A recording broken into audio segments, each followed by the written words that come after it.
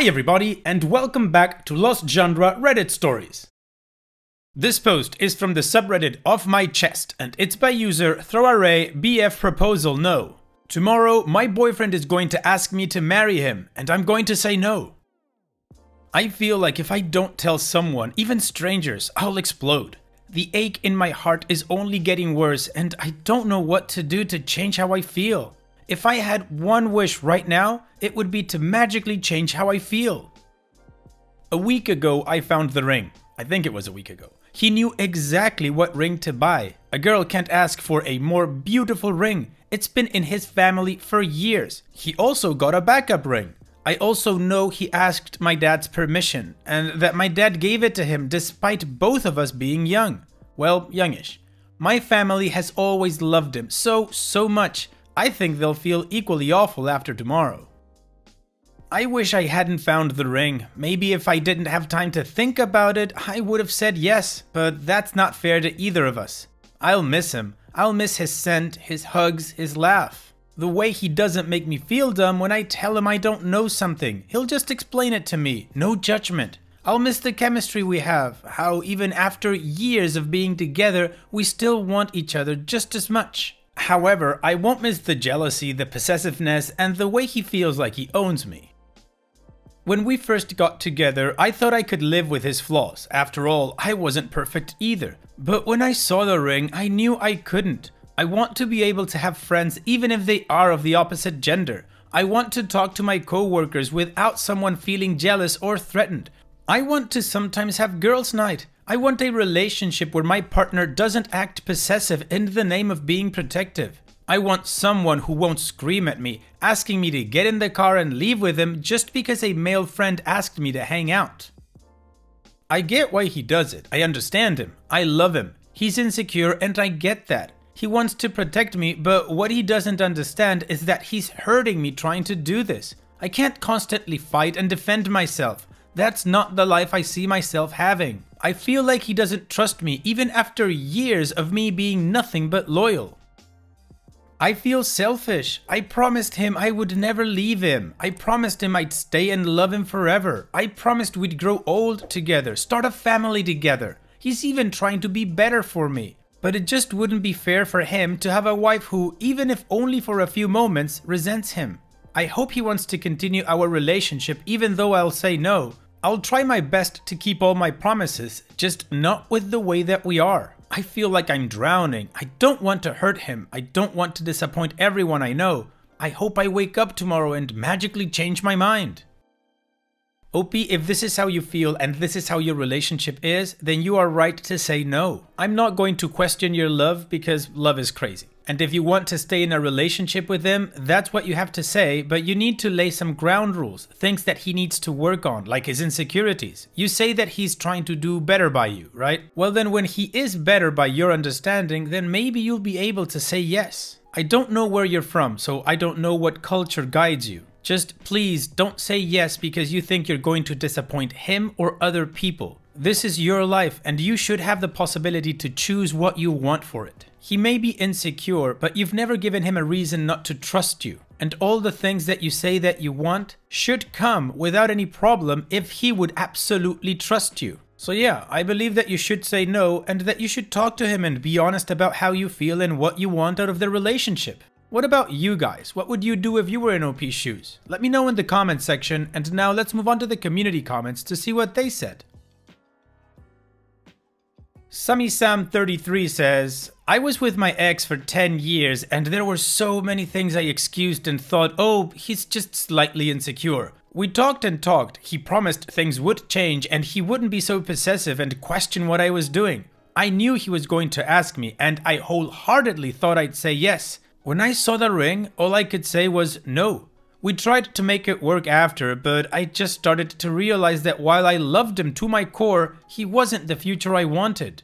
We continued to be friends for a couple of years, then I met my husband and that was fine, but when I got pregnant, he couldn't do it. He couldn't watch me build the life he wanted with me. He's now engaged and we're both happy in our lives. Sometimes you just realize the person you think is meant to be your forever really isn't, and that's okay. And OP responds, "Thank you so much for sharing. I needed to hear that last part so much. Thank you."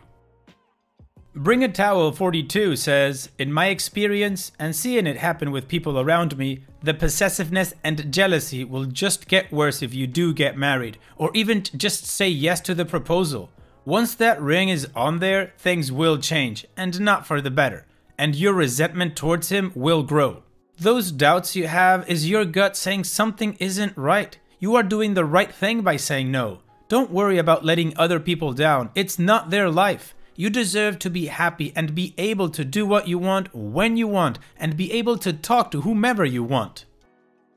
Disaster Conscious 238 says, "A possessive dude that screams at you for talking to a male friend? Nah, don't stay with him. Don't listen to these people. If you need to walk around eggshells with them, if you can't have as many friends as you want and spend healthy bonding time with them, if you can't even have a girls' night, you need to run for the hills and don't look back. I promised to stay with him forever. Did you also promise yourself a miserable life?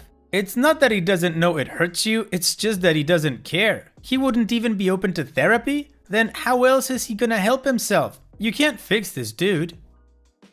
So what if you disappoint everyone you know? Will they have to live a lifetime of emotional abuse in your place? Will they have to restrain themselves from living a normal, happy life? Is that promise worth a lifetime of regrets? It wouldn't be fair for him to have a wife who... It wouldn't be fair for you. It wouldn't be fair for you to have a husband who feels as though he owns you, who feels entitled to decide who you can hang out with or not, and who feels it is right to scream at you for suggesting otherwise. Go! It's gonna hurt like a mother effer, but in a couple of years when you look back, you're gonna know you did the right thing. Additional information from OP's comments. I mentioned in my post that I am not a person without flaws, but I also know his insecurities have nothing to do with me.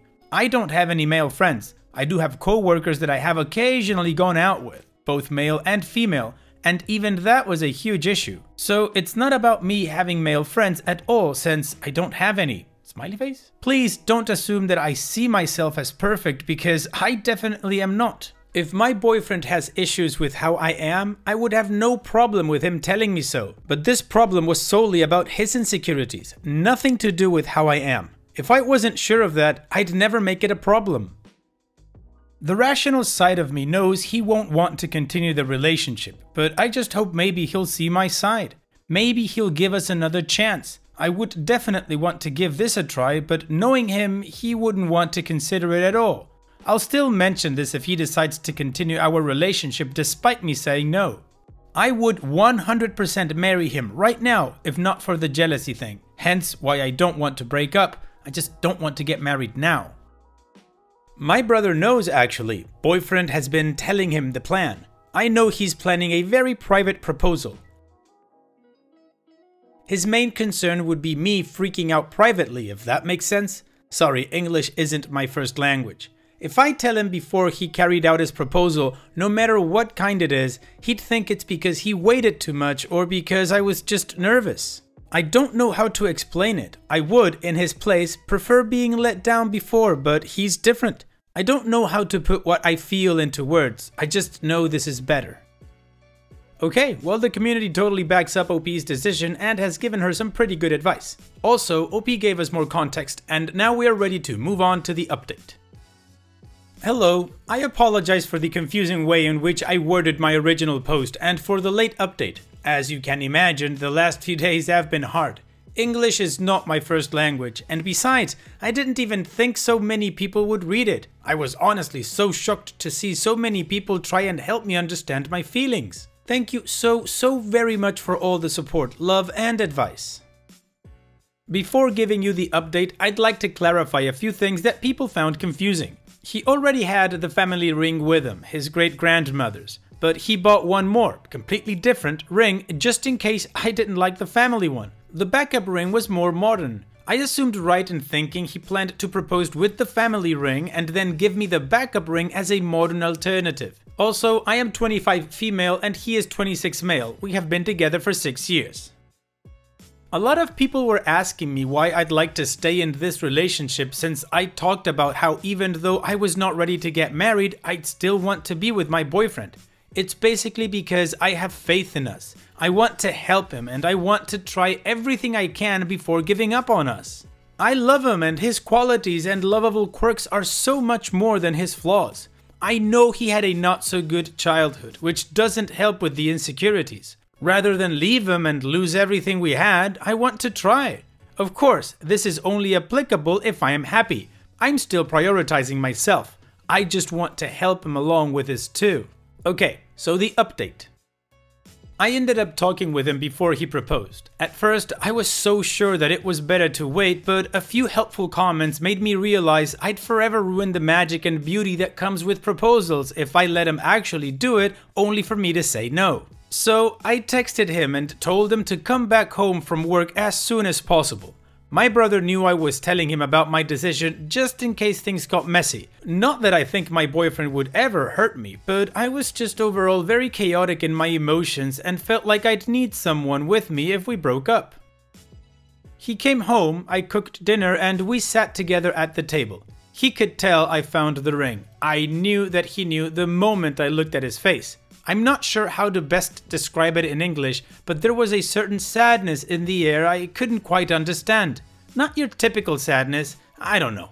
Anyways, I told him about the ring and he asked me if the answer was yes. I couldn't speak really, but he answered it for himself and said, obviously the answer is no, otherwise we wouldn't be doing this. He asked me the reason. I explained as much as I could. He listened, I cried, then he cried. Then we just held each other. He was not angry at all, and now I feel guilty for thinking he'd scream at me or something. I told him I still love him and that I just didn't want to get married now. He said okay, and then stated that he wanted to be a better person for me before calling me his wife. I asked him if that meant he wanted to try something like therapy, and he said yes. He was very hurt though, I could tell. It pained me to see someone I love so much go through that, but this was the only option. I didn't want to get married while he was still this way. We cried more, went for a walk, and I felt hopeful about our relationship for the first time in a while. I think we forgot that love isn't always enough, as someone pointed out in the comment section. I want to understand him more, and I can see that he wants to try and be better with his insecurities and instincts. I know it will be slow, the whole process. I know he won't magically change, but I'm okay with that. I'm booking an appointment soon. We have been having more honest conversations, especially with me by telling him how hurt I was by some of the things he does. It felt good to communicate like that. He opened up to me too about his insecurities and whatnot. He actually asked me how will he know the best time to propose to me? Will I give him big hints? As he will probably be apprehensive to ask, fearing the "I'm not ready" answer. I told him we'd have that conversation soon, as I'm not sure myself. I think when I feel like the both of us are in a more comfortable position, I'd just tell him, hey, I feel like we're at a really great place. Smiley face. Thank you again for validating my feelings. It felt so good to just type all this out and have so much love and kindness. Thank you. Well, OP, your update looks promising. I don't know what's going to happen. Hopefully your boyfriend can get therapy and it can help him be a more secure person and not damage your relationship so much. But if it doesn't, then you know what you need to do. In any case, OP, all the best to the both of you and thank you so much for sharing. Take care, OP. And now, let's move on to the next post. This post is from the subreddit Malicious Compliance and it's by user Tachi Queen. Non-flexible break time? I mean, if you insist. Many years ago, I worked for a very large company with a fairly powerful union. I was serving as a griever, read complaint department, for the union at the time, though that's not a huge part of this tale. I was, at that point, working in a part of the campus that was exceptionally dirty at all times. Part of my daily tasks was to walk around looking for giant piles of carbon dust dumped by machinery and shovel it into barrels and dispose of it.